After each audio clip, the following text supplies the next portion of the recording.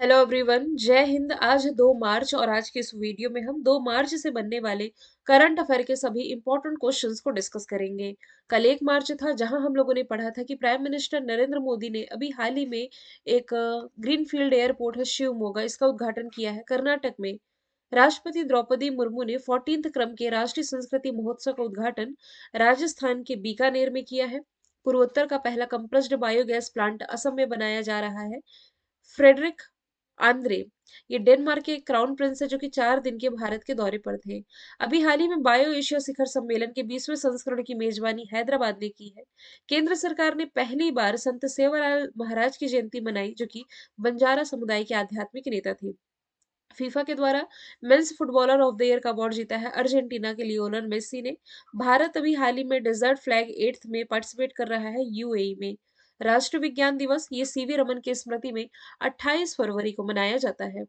तो चलिए शुरू करते हैं आज का हमारा पहला सवाल। तटीय पर्यटन को बढ़ावा देने के लिए भारत का पहला मरीना ये कहाँ बनाया जाएगा?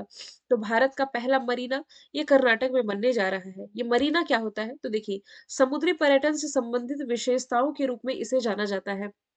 ये छोटी नौकाओं आदि के जरिए आनंद के लिए विशेष रूप से डिजाइन की गई जगह या बंदरगाह होते हैं। देखिए, आप एक तरह से ये भी कह सकते हैं कि वाटर टूरिज्म को बढ़ावा देने के लिए एक तरह की पहल है। जैसे कि मैं आपको बताई हूँ ना कि सबसे लंबी क्रूज सर्विस असम के डिब्रूगढ़ से उत्तर प्रदेश के बनारस के बीच चलेगी।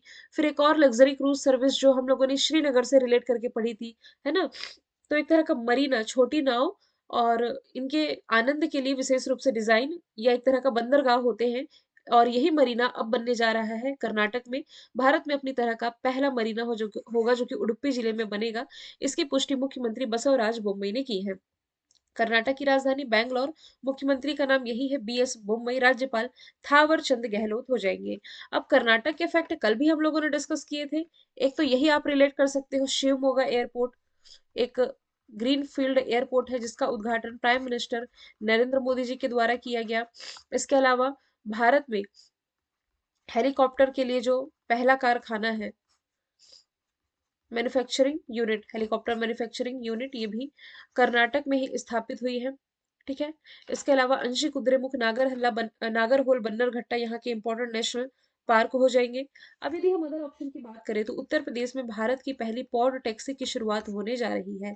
हरियाणा में जो गुरुग्राम है यहाँ भारत का पहला अनाज एटीएम यानी कि ग्रेन एटीएम हमने पढ़ा है। तमिलनाडु में भारत का पहला ऊर्जा द्वीपीय डेनमार्क के सहयोग से तमिलनाडु में बनने जा रहा है। अगला प्रश्न है, G20 की अध्यक्षता के तहत पहली महिला G20 या वुमेन 20 की बैठक कहाँ आयोजित हुई है? तो उसका आयोजन अभी हाल ही में संभाजी नगर में किया गया है। संभाजी नगर वही औरंगाबाद का पुराना नाम है, मतलब कि औरंगाबाद का नाम ही अब संभाजी नगर है ना? तो वुमेन 20 ये G20 के तहत एक आधिकारिक जुड़ाव समूह है जिसे 2015 में तुर्की की अध्यक्षता के दौरान स्थापित किया गया था। तो इस बार की थीम है pursuit of gender equality, equality and dignity for women lead development. कहाँ आयोजित हुआ है? तो ये औरंगाबाद भले लिख रहा है, अब इसका नाम आप संभाजी याद रख लें। यहीं पर अजंता एलोरा महोत्सव आप लोगों को मैंने याद कराया है। अच्छा, महाराष्ट्र का एक और नाम भी तो बदला गया था, धाराशिव। उस्मानाबाद का नाम ये धाराशिव किया गया था। महाराष्ट्र की राजधानी मुंबई, मुख्यमंत्री एकनाथ शिंदे, राज्यपाल के रूप में अभी हाल ही में रमेश बैस ने शपथ ले ली है। G20 ये ना यूरोपीय यूनियन और 19 देशों का संगठन है। भारत इस साल इसे होस्ट कर रहा है। इसी के लिए ना जो शेरपा मीटिंग हुई थी पहली, ये आयोजित की गई थी राजस्थान का सिटी ऑफ लेक कहे जाने वाले उदयपुर में। बीकानेर में अभी हाल ही में मैंने कल ही आप लोगों को पढ़ाया है कि सांस्कृतिक महोत्सव 14th क्रम का जो सांस्कृतिक महोत्सव है जिसका उद्घाटन प्रेसिडेंट द्रौपदी मुर्मू ने किया है बीकानेर में। इंदौर ना प्रवासी भारतीय दिवस जो मनाया गया इस साल का, इसका मेजबान रहा था। भारत की पहली एड्रेस सिटी भी इंदौर है, खान नदी के किनारे बसी हुई है। इसके अलावा स्वच्छ शहर भारत का यही है, लगातार 6वीं वर्ष। अगला प्रश्न है, फिक्की के नए महासचिव कौन बने हैं? तो रिसेंटली जो शैलेश पाठक है ये बन गए हैं फिक्की के नए महासचिव। Federation of Indian chamber of commerce and industries की फुल फॉर्म है, 1927 स्थापना, नई दिल्ली हेडक्वार्टर। अध्यक्ष शुभ्रकांत पांडा हो जाएंगे। वैसे अध्यक्ष की आप बात करें तो बीसीसीआई के अध्यक्ष हैं रोजर बिन्नी। रिसेंटली नीति आयोग के जो सीईओ बने हैं, ये कौन बने हैं? बीवीआर सुब्रमण्यम। अनिल लोहाटी जो है ना, ये रेलवे बोर्ड के अध्यक्ष और सीईओ ये बने हैं। ठीक है, अगले प्रश्न की तरफ चलते हैं। सीनियर राष्ट्रीय महिला हॉकी चैंपियनशिप 2022 का खिताब किसने जीता है? तो रिसेंटली 13वें क्रम का ये जो सीनियर राष्ट्रीय महिला हॉकी चैंपियनशिप थी, जिसका आयोजन भोपाल में किया गया था, इसमें मध्य प्रदेश ही विजेता रहा है, इसमें उप विजेता रहा है महाराष्ट्र। तो मध्य प्रदेश की राजधानी हो जाएगी भोपाल। मुख्यमंत्री अ, शिवराज सिंह चौहान है, जिन्होंने अभी हाल ही में लाडली बहिना योजना की शुरुआत की है। इसके अलावा मध्य प्रदेश में एक लाडली लक्ष्मी योजना ये पहले से ही चल रही थी। भोपाल में ही स्थित है कमलापति रेलवे स्टेशन, जो कि भारत का पहला वर्ल्ड क्लास रेलवे स्टेशन हो जाएगा। ये जो आप मंदसौर देख रहे हैं ना, यहाँ एशिया का पहला फ्लोटिंग फेस्टिवल इसकी शुरुआत की गई। श्योपुर का जो कुनो नेशनल पार्क है, पिछले साल यहाँ 8 नामीबियाई चीते लाए गए थे। अभी हाल ही में साउथ अफ्रीका से 12 चीतों को ला करके यहाँ शिफ्ट किया गया है। होशंगाबाद जो है, इसका परिवर्तित नाम हो जाएगा नर्मदापुरम। इसके अलावा उज्जैन, पहली वैदिक घड़ी की स्थापना इसी उज्जैन में की गई है। उज्जैन कॉरिडोर का भी उद्घाटन प्राइम मिनिस्टर नरेंद्र मोदी ने अक्टूबर के महीने में किया था। सौराष्ट्र ने कौन सी ट्रॉफी जीती है? देखिए, क्रिकेट से रिलेटेड ट्रॉफी है सौराष्ट्र ने जो जीती है, ये हो जाएगी विजय हजारे ट्रॉफी। इसी विजय हजारे ट्रॉफी में जो ऋतुराज गायकवाड़ है, इन्होंने एक ओवर में 7 छक्के लगा करके रिकॉर्ड बनाया था। तो देखिए, मुंबई ने कौन सी ट्रॉफी जीती? मुंबई ने जीती है सैयद मुश्ताक अली ट्रॉफी, है ना, कंफ्यूज नहीं होइएगा। सैयद मुश्ताक अली ट्रॉफी भी क्रिकेट से रिलेटेड है, जो कि मुंबई ने जीती है। विजय हजारे ट्रॉफी ये जीत ली है सौराष्ट्र ने। खेलो इंडिया यूथ गेम्स का जो चौथा संस्करण रहा, पंचकुला में आयोजित किया गया था, जिसमें कि टॉप पर हरियाणा ही था, जबकि पांचवा एडिशन ना खेलो इंडिया यूथ गेम्स का ये मध्य प्रदेश में आयोजित किया गया था, जिसमें कि टॉप पर महाराष्ट्र हो जाएगा। अगला प्रश्न है, 2022 के लिए सर्वश्रेष्ठ महिला खिलाड़ी फीफा के द्वारा किसे चुना गया है? तो देखिए, मेंस कैटेगरी में तो मैंने बताया था लियोनल मेसी, जो कि अर्जेंटीना से है। वुमेन्स कैटेगरी में एलेक्सिया पुटेलस, जो कि स्पेन से बिलोंग करती है, ये बार्सिलोना के लिए खेलती है। वुमेन कैटेगरी में ये चुनी गई है। और मेंस कैटेगरी में क्रिस्टियानो सॉरी लियोनल मेसी। सर्वश्रेष्ठ गोलकीपर इसमें रहे हैं एमिलियानो मार्टिनेज। और फिर महिलाओं में सर्वश्रेष्ठ गोलकीपर मेरी रेप्स।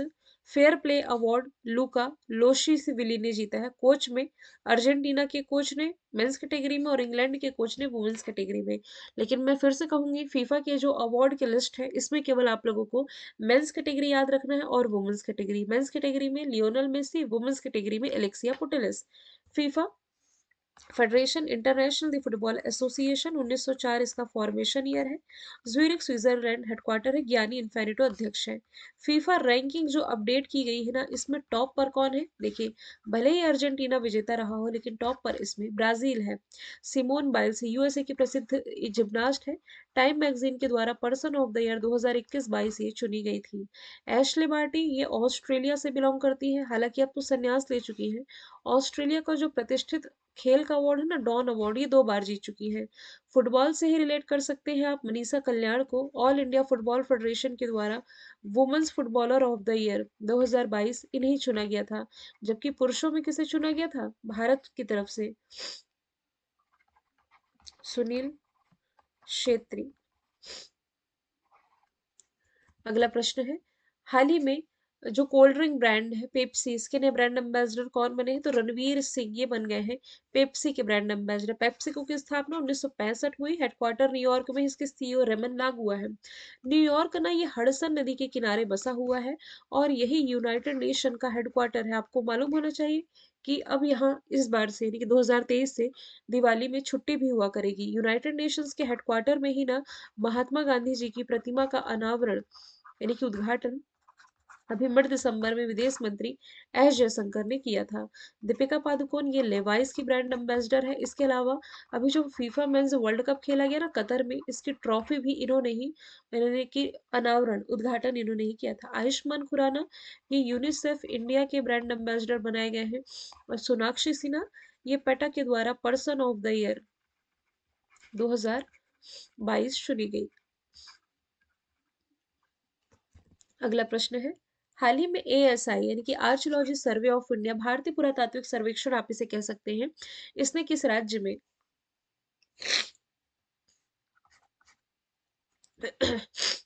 13,000 वर्ष पुराने स्तूप, ये बौद्ध स्तूप है एक्चुअल में, जिसकी खोज की गई है उड़ीसा में। यहाँ बौद्ध वर्ड ऐड कर दूंगी मैं।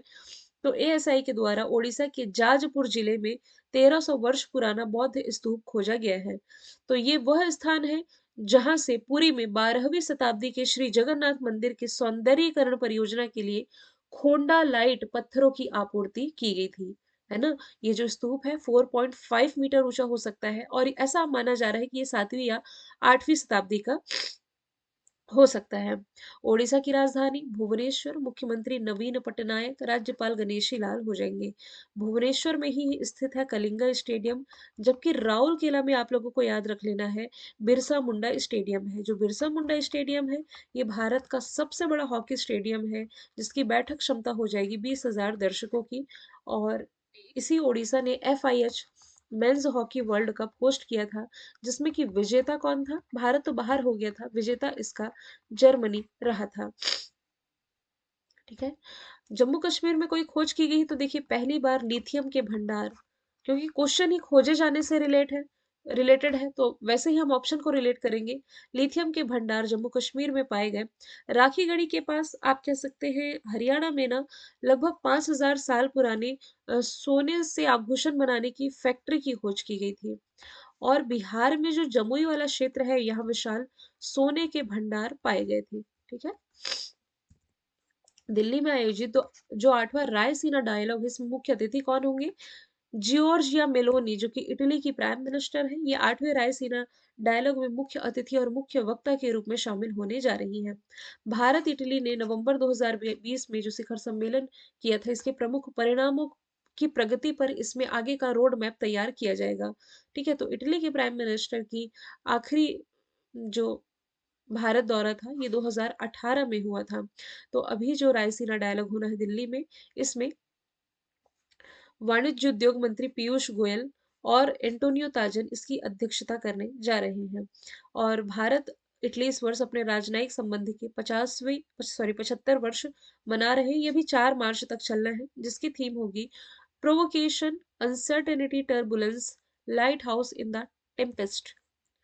मोहम्मद इरफान अली, जो कि गुयाना के राष्ट्रपति हैं, ये प्रवासी भारतीय दिवस जो कि इंदौर में मनाया गया, इसमें मुख्य अतिथि के रूप में शामिल थे। मिस्र के राष्ट्रपति अब्दुल फतह अल सीसी, ये रिपब्लिक डे में मुख्य अतिथि के रूप में शामिल थे अभी 2023 में। शेख हसीना, ये ना बांग्लादेश की प्राइम मिनिस्टर है, जो कि अभी भारत के दौरे पर रही थी। अगला प्रश्न है T20 वर्ल्ड कप, ये जो महिलाओं का हुआ साउथ अफ्रीका में हुआ, जिसमें कि विजेता ऑस्ट्रेलिया रही थी। ऑस्ट्रेलिया ने साउथ अफ्रीका को 19 रन से हरा करके ये खिताब अपने नाम किया है। Player of the match Beth Mooney और player of the series Ashleigh Gardner रही। हालांकि ये क्वेश्चन मैं आपको ऑलरेडी सॉल्व करवा चुकी हूँ। ऑस्ट्रेलिया की capital Canberra, currency dollar, prime minister Anthony Albanese हो जाएंगे। ऑसिनडेक्स और काकाडू एक्सरसाइज, जो कि भारत और ऑस्ट्रेलिया के बीच होने वाली एक नेवल एक्सरसाइज है, आप रिलेट कर सकते हैं। Free trade agreement Bharat Australia के बीच में हाल ही में हुआ है। एशिया कप, यदि महिलाओं के एशिया कप की बात करूं तो ये भारत ने जीता है, जबकि पुरुषों का श्रीलंका ने जीता है। T20 mains world cup England ने जीता है पाकिस्तान को हरा करके। लास्ट का प्रश्न, ये 9वां, ये 10वां होगा, नंबरिंग मिस्टेक है, 7वां नहीं, ये 10वां होगा। अभी हाल ही में सीवेज को साफ करने के लिए भारत का पहला रोबोट लॉन्च किया गया है, किसके द्वारा? कर्नाटक का। इसका नाम क्या है? बांदीकूट। इसको मैं दो दिन पहले ही पढ़ाई हूँ ना, ये स्लाइड में मेंशन था। हालांकि केरल की राजधानी तिरुवनंतपुरम, मुख्यमंत्री पिनराई विजयन, राज्यपाल आरिफ मोहम्मद खान हो जाएंगे। केरल ना, ये साइलेंट वैली यानी कि शांत घाटी यही हो जाएगी, और भारत का सबसे साक्षर राज्य ही है। हेल्थ इंडेक्स में टॉप पर है, स्कूल एजुकेशन क्वालिटी इंडेक्स में टॉप पर है, इसके अलावा सस्टेनेबल डेवलपमेंट गोल इंडेक्स में टॉप पर है। इस बार जो रिपब्लिक डे मनाया गया, इसमें सर्वश्रेष्ठ झांकी चुनी गई थी उत्तराखंड की।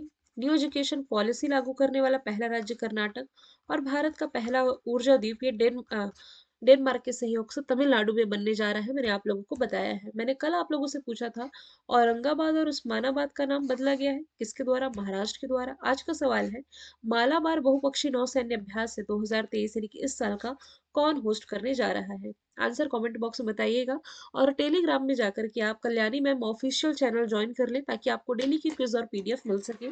फिर हम मिलेंगे नेक्स्ट वीडियो के साथ। Thank you so much.